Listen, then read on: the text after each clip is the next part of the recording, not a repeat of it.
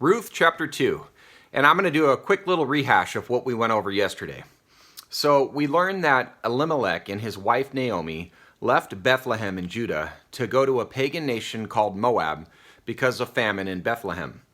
They gave birth to two boys in Moab who grew up and married two Moabite girls.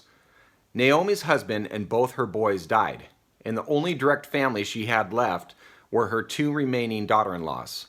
At that time, Naomi decided to return to Bethlehem and told the two girls to stay in Moab and move on with their lives.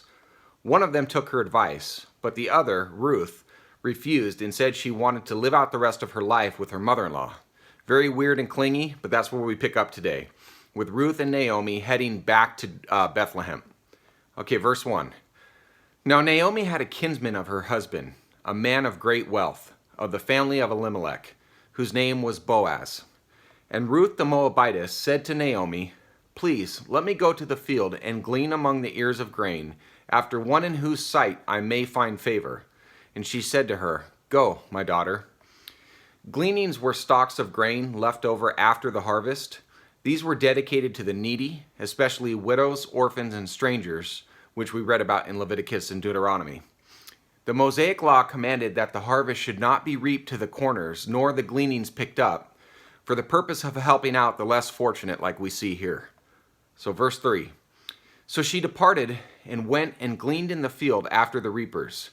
And she happened to come to the portion of the field belonging to Boaz, who was of the family of Elimelech. Now behold, Boaz came from Bethlehem and said to the reapers, "May the Lord be with you." And they said to him, "May the Lord bless you." So Boaz was a cool guy. Verse 5. Then Boaz said to his servant who was in charge of the reapers, "Whose young woman is this?" The servant in charge of the reapers replied, "She is the young Moabite woman who returned with Naomi from the land of Moab." And she said, "Please, let me glean and gather after the reapers among the sheaves." Thus she came and has remained from the morning until now. She has been sitting in the house for a little while.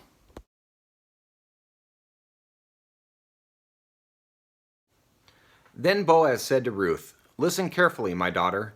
Do not go to glean in another field. Furthermore, do not go on from this one, but stay here with my maids.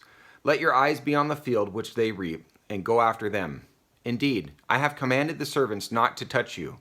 When you are thirsty, go to the water jars and drink from what the servants draw." Then she fell on her face, bowing to the ground, and said to him, "Why have I found favor in your sight, that you should take notice of me, since I am a foreigner?"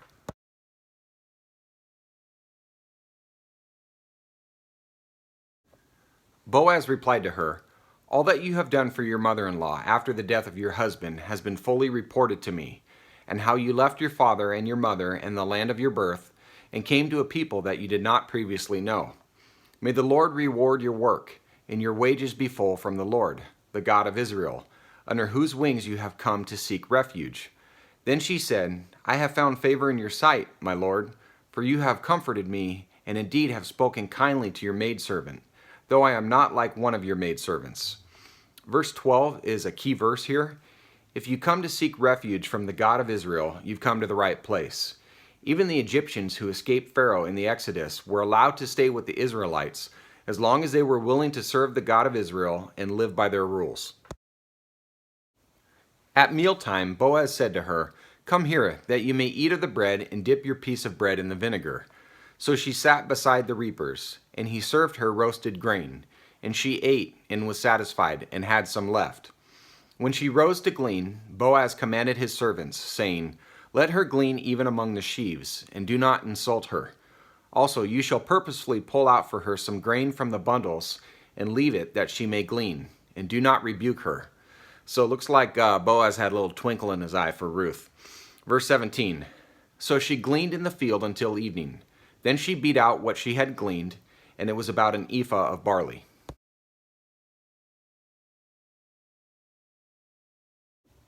She took it up and went into the city, and her mother-in-law saw what she had gleaned. She also took it out and gave Naomi what she had left after she was satisfied. Her mother-in-law then said to her, "Where did you glean today, and where did you work? May he who took notice of you be blessed." So she told her mother-in-law with whom she had worked, and said, "The name of the man with whom I work today is Boaz." Naomi said to her daughter-in-law, "May he be blessed of the Lord, who has not withdrawn his kindness to the living and to the dead," because he was doing her dead husband and sons a favor taking care of them. Again, Naomi said to her, "The man is our relative. He is one of our closest relatives." Then Ruth the Moabitess said, "Furthermore, he said to me, 'You should stay close to my servants until they have finished all my harvest.'" Naomi said to Ruth, her daughter-in-law, "It is good, my daughter, that you go out with his maids, so that others do not fall upon you in another field." She wouldn't be getting this kind of treatment outside of the family. Verse 23. So she stayed close by the maids of Boaz in order to glean until the end of barley harvest and the wheat harvest. And she lived with her mother-in-law. And that'll do it for today. Hope you can join me tomorrow. We're going to carry right on. Take care. God bless you.